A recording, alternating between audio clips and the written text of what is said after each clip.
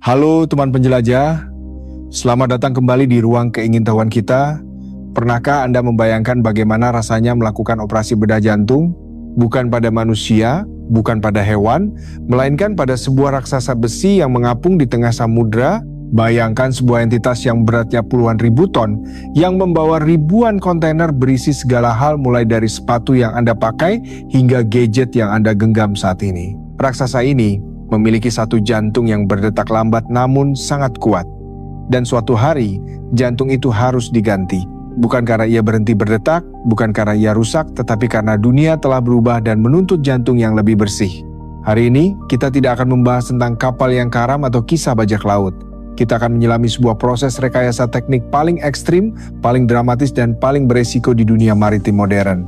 Kita akan membahas apa yang disebut sebagai operasi bedah jantung di atas laut. Ini adalah kisah tentang bagaimana para insinyur membelah lambung kapal, mengeluarkan mesin seberat ribuan ton, dan memasang mesin baru, lalu menyatukannya kembali seolah-olah tidak pernah terjadi apa-apa. Apakah ini mungkin? Bagaimana caranya memotong besi setebal lengan orang dewasa tanpa membuat kapal itu patah menjadi dua? Dan mengapa? Demi alasan apa? Perusahaan rela mengeluarkan biaya ratusan miliar rupiah hanya untuk mengganti satu komponen ini. Duduklah dengan nyaman, siapkan minuman hangat Anda, karena kita akan membedah proses ini langkah demi langkah, baut demi baut, hingga ke struktur atom bajanya. Mari kita mulai dengan memahami pasien kita. Tahukah Anda seberapa besar sebenarnya mesin kapal kontainer modern itu? Jika kita berbicara tentang mesin mobil, mungkin Anda membayangkan sesuatu yang bisa muat di bawah kap depan kendaraan Anda. Jika kita bicara mesin truk, mungkin sebesar lemari pakaian. Tapi mesin kapal? Skalanya benar-benar di luar nalar kita sehari-hari. Bayangkan Anda sedang berdiri di depan sebuah gedung ruko standar yang sering Anda lihat di pinggir jalan kota-kota besar di Indonesia. Lihatlah ke atas. Lantai 1, lantai 2, lantai 3, 4, hingga lantai 5. Nah, setinggi itulah mesin kapal yang sedang kita bicarakan ini. Tingginya mencapai 18 meter. Itu setara dengan gedung apartemen 5 lantai. Sekarang, bayangkan panjangnya. Mesin ini memiliki panjang sekitar 22 meter. Jika Anda membaringkannya, ia akan memakan sebagian besar lahan parkir minimarket. Dan beratnya, mesin ini memiliki bobot sekitar 230 ton. Angka ini mungkin terdengar abstrak. Mari kita bandingkan. Satu mobil keluarga tipe MPV, seperti yang banyak berlalu lalang di jalanan Jakarta, beratnya sekitar 1,5 ton.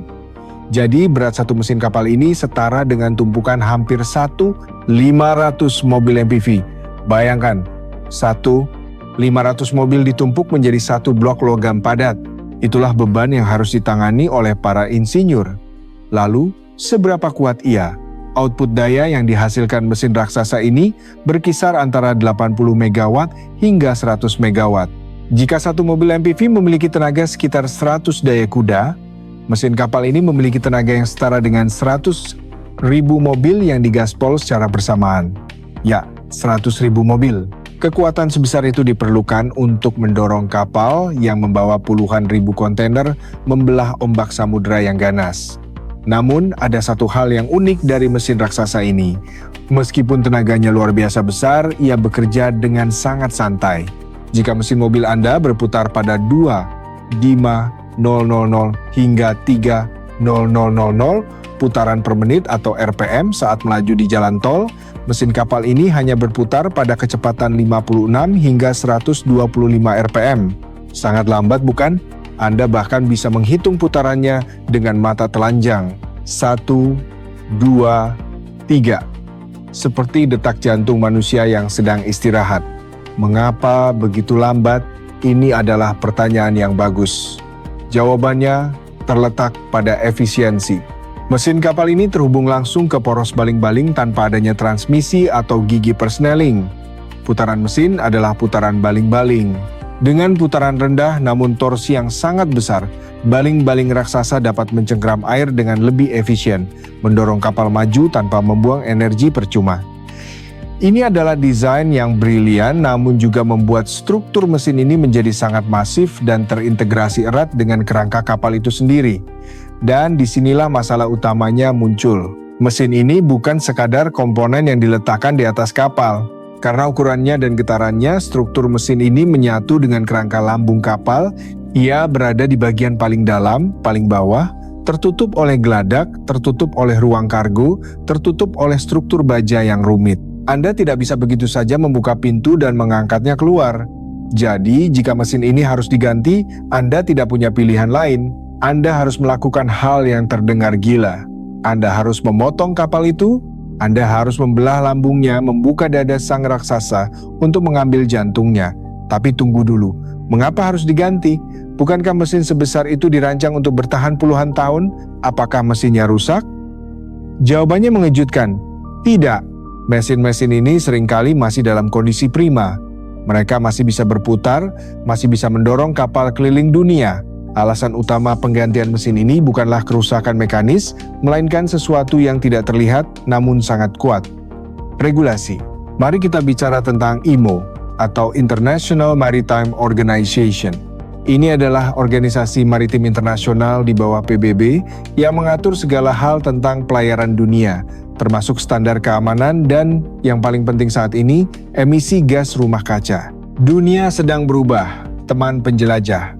Kesadaran akan perubahan iklim memaksa semua sektor industri untuk berbenah, termasuk industri pelayaran yang menyumbang porsi signifikan terhadap emisi karbon global. IMO telah menetapkan target yang sangat ambisius, dan target ini bukan sekadar himbauan, melainkan aturan yang mengikat. Mari kita lihat peta jalan mereka.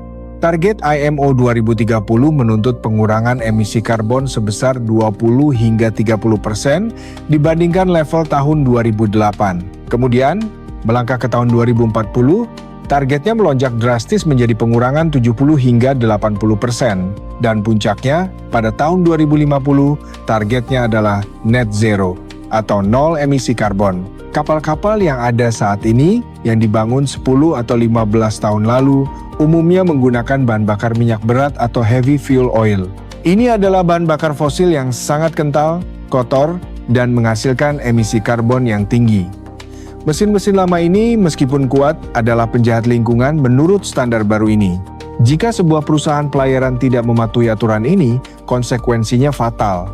Kapal mereka bisa dilarang bersandar di pelabuhan-pelabuhan utama dunia. Mereka bisa kehilangan sertifikasi klasifikasi internasional, sebuah SIM atau STNK bagi kapal yang dikeluarkan oleh Biro Klasifikasi. Tanpa sertifikasi ini, kapal tidak bisa diasuransikan. Tanpa asuransi, tidak ada pemilik kargo yang mau menitipkan barangnya. Singkatnya, kapal itu akan menjadi besi tua yang tidak berguna. Jadi, pilihannya hanya dua, membeli kapal baru yang sudah ramah lingkungan atau melakukan operasi jantung pada kapal lama agar bisa meminum bahan bakar masa depan. Disinilah hitung-hitungan ekonomi masuk. Membeli kapal kontainer raksasa yang baru harganya bisa mencapai 200 miliar won Korea atau jika kita rupiahkan dengan kurs saat ini kira-kira setara dengan 2,4 triliun rupiah. Itu angka yang fantastis. Sementara itu biaya untuk melakukan retrofit atau penggantian mesin hanya berkisar antara 35 hingga 50 miliar won atau sekitar 400 hingga 600 miliar rupiah. Meskipun 600 miliar rupiah terdengar sangat mahal bagi kita, bayangkan berapa banyak ruko yang bisa Anda beli dengan uang itu. Bagi perusahaan pelayaran, ini adalah penghematan besar dibandingkan harus mengeluarkan 2,4 triliun rupiah untuk kapal baru. Inilah mengapa operasi bedah jantung kapal menjadi tren besar saat ini. Ini adalah solusi paling logis secara ekonomi untuk menyelamatkan aset mereka dari kepunahan regulasi. Sekarang, setelah kita paham mengapa, mari kita masuk ke bagian yang paling menegangkan. Bagaimana caranya memotong kapal tanpa membuatnya hancur? Proses ini dimulai jauh sebelum api las menyentuh baja. Semuanya dimulai di layar komputer. Para insinyur melakukan simulasi tingkat tinggi untuk menentukan di mana tepatnya pemotongan harus dilakukan. Anda tidak bisa sembarangan memotong lambung kapal. Lambung kapal bukan sekadar dinding. Ia adalah struktur penahan beban yang menahan tekanan air laut dan berat muatan. Ada satu konsep fisika yang sangat krusial di sini yang disebut poros netral atau dalam bahasa teknisnya neutral axis. Apa itu poros netral? Bayangkan Anda memegang sebuah penggaris plastik. Cobalah lengkungkan penggaris itu.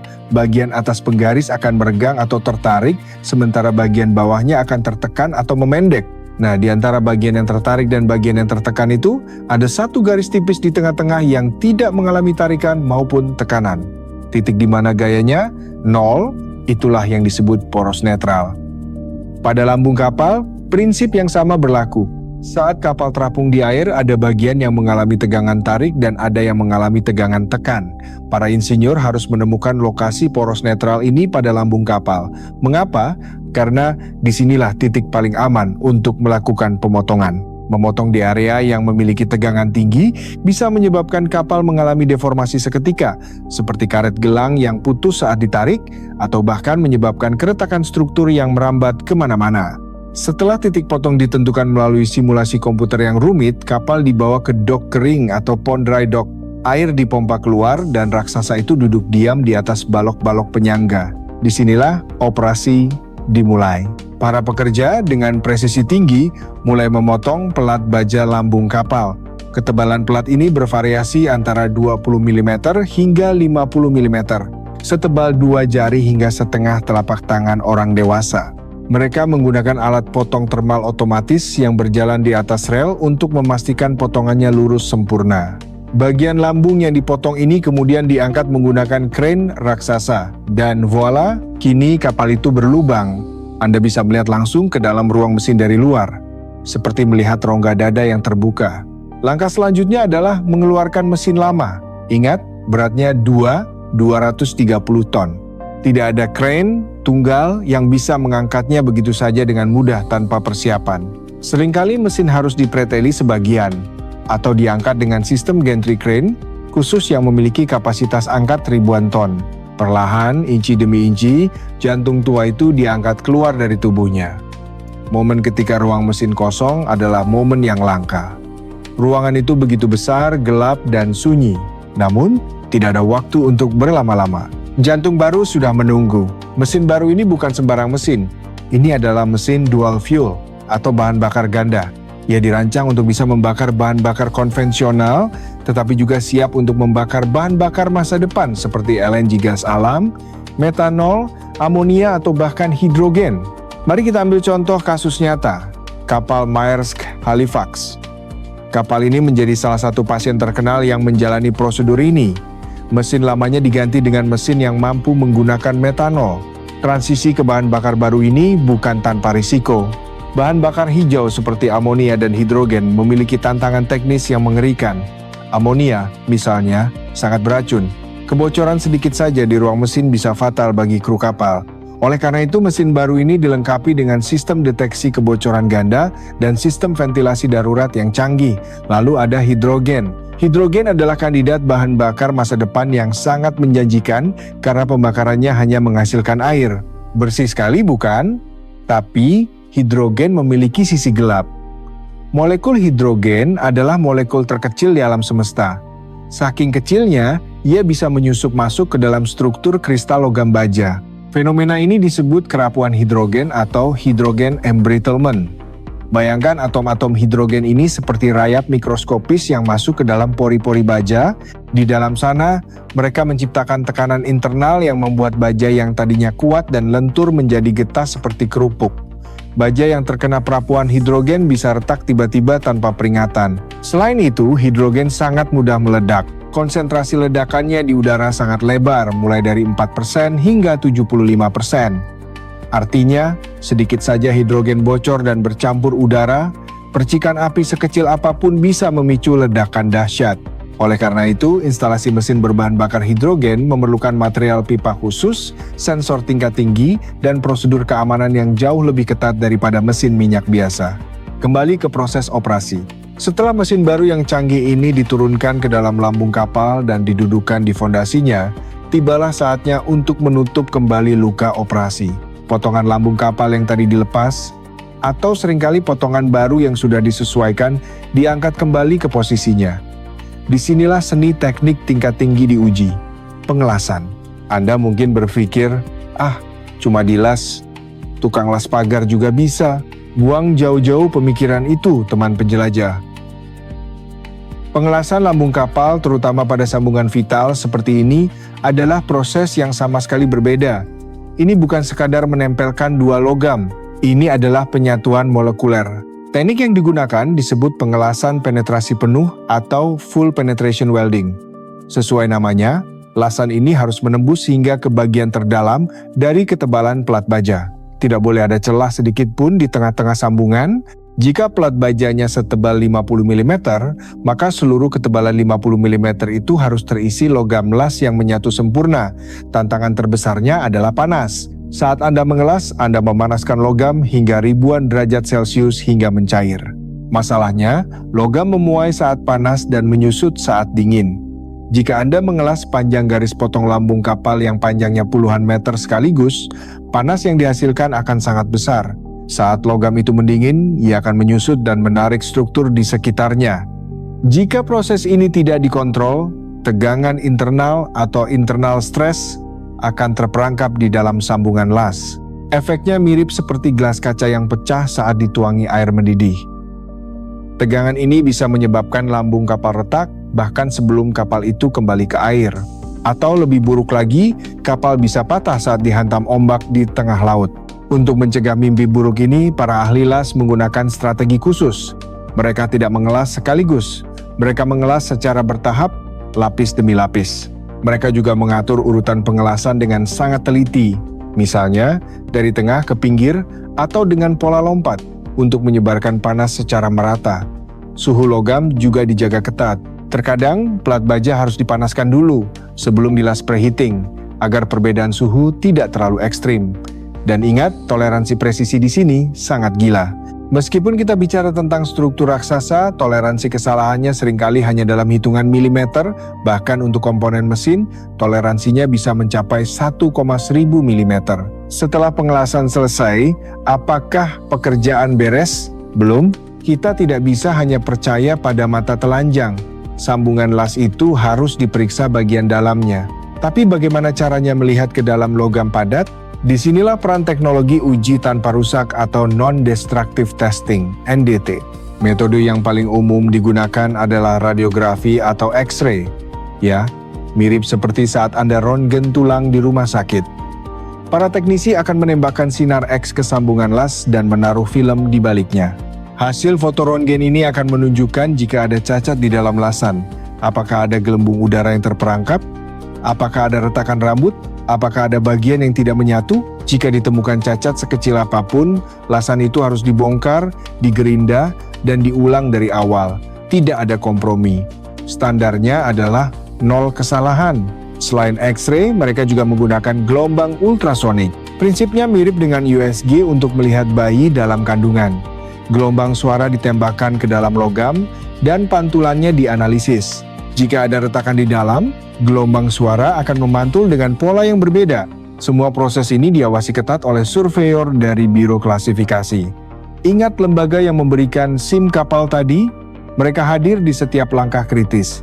Mereka memeriksa kualitas baja, prosedur pengelasan, hasil röntgen, hingga uji coba mesin.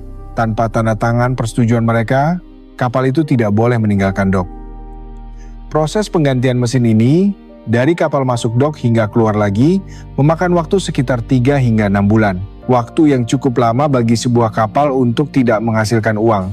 Namun, hasilnya adalah sebuah kapal baru dalam tubuh yang lama. Kapal yang telah menjalani operasi bedah jantung ini kini memiliki napas baru. Ia lebih efisien, lebih bertenaga, dan yang terpenting, ia legal untuk berlayar di era regulasi hijau. Emisi karbonnya turun drastis, memenuhi target IMO 2030 dan siap untuk target-target selanjutnya. Apa yang kita pelajari dari sini, teman penjelajah?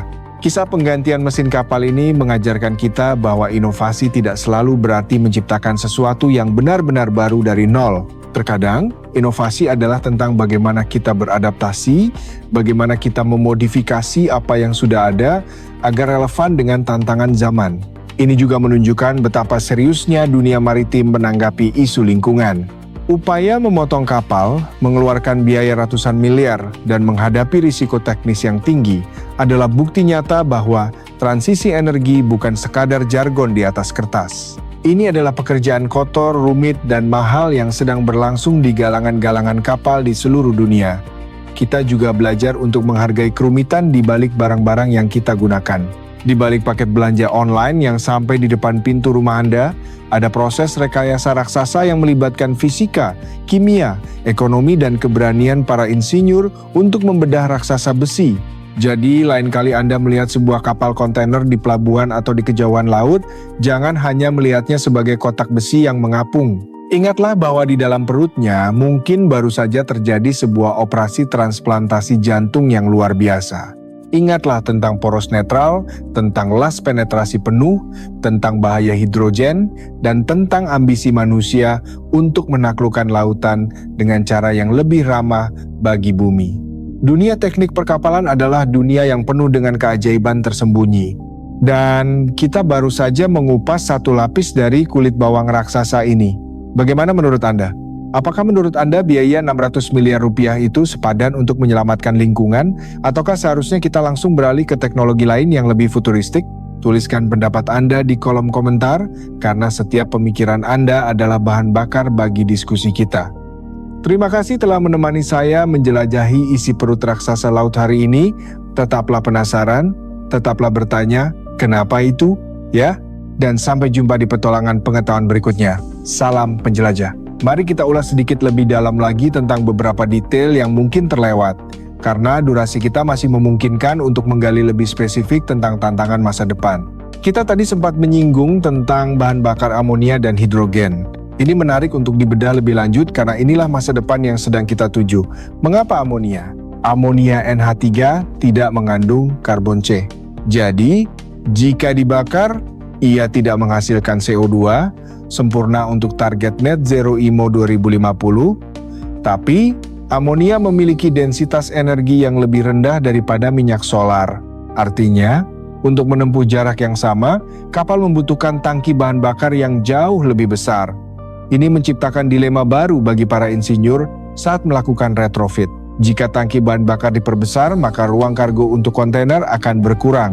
Berkurangnya kontainer berarti berkurangnya pendapatan. Jadi, operasi penggantian mesin ini juga seringkali dibarengi dengan operasi pemanjangan kapal. Ya, Anda tidak salah dengar, terkadang kapal tidak hanya dipotong untuk ganti mesin, tapi juga dipotong untuk disisipkan bagian lambung baru di tengah-tengahnya agar kapal menjadi lebih panjang. Ini dilakukan untuk mengkompensasi ruang yang hilang akibat tangki bahan bakar hijau yang besar. Bayangkan, sudah ganti jantung, tubuhnya pun diperpanjang. Kompleksitasnya menjadi berlipat ganda. Dan bagaimana dengan hidrogen? Kita bicara tentang kerapuhan hidrogen tadi, tapi tantangannya bukan hanya itu. Hidrogen cair harus disimpan pada suhu minus 253 derajat Celcius, itu sangat dingin, hampir mendekati nol mutlak. Menjaga suhu sedingin itu di tengah laut tropis yang panas, membutuhkan teknologi isolasi tangki yang luar biasa canggih, mirip dengan teknologi roket luar angkasa. Jika isolasinya gagal, hidrogen akan mendidih. Tekanan tangki akan naik dan risiko ledakan mengintip. Itulah sebabnya saat ini penggunaan hidrogen murni untuk kapal jarak jauh masih dalam tahap pengembangan yang sangat hati-hati. Metanol dan LNG masih menjadi pilihan transisi yang paling populer karena teknologinya sudah lebih matang dan penanganannya lebih mudah meskipun mereka masih mengandung karbon. Namun arahnya sudah jelas, industri pelayaran sedang bergerak menjauh dari bahan bakar fosil. Dan proses operasi bedah jantung yang kita bahas hari ini adalah jembatan penting yang menghubungkan masa lalu yang kotor dengan masa depan yang bersih. Kapal-kapal tua ini tidak dibuang, mereka berevolusi. Satu hal lagi yang perlu kita apresiasi adalah peran para pekerja di lapangan. Kita bicara banyak tentang simulasi komputer dan teori fisika, tapi pada akhirnya yang mengeksekusi semua ini adalah tangan-tangan terampil manusia, para juru las, operator kren, teknisi mesin, mereka bekerja di lingkungan yang keras. Di dalam dok kering, suhu bisa sangat panas, debu logam beterbangan, dan kebisingan memekakan telinga. Mereka harus bekerja dengan konsentrasi penuh selama berjam-jam, seringkali dalam posisi yang tidak nyaman, masuk ke celah-celah sempit di dasar lambung kapal. Satu kesalahan kecil dari mereka bisa berakibat fatal. Dedikasi dan keahlian mereka adalah kunci sukses dari setiap proyek retrofit ini. Tanpa mereka, semua rencana canggih di atas kertas hanyalah gambar bisu. Jadi, ketika kita bicara tentang teknologi canggih, jangan pernah lupakan faktor manusianya. Teknologi hanyalah alat. Manusialah yang membuatnya menjadi solusi. Semoga tambahan wawasan ini semakin memperkaya pemahaman kita tentang betapa kompleks dan menakjubkannya dunia di balik pengiriman barang global. Sampai di sini dulu perjumpaan kita. Jangan lupa untuk terus menjaga rasa ingin tahu Anda. Sampai jumpa.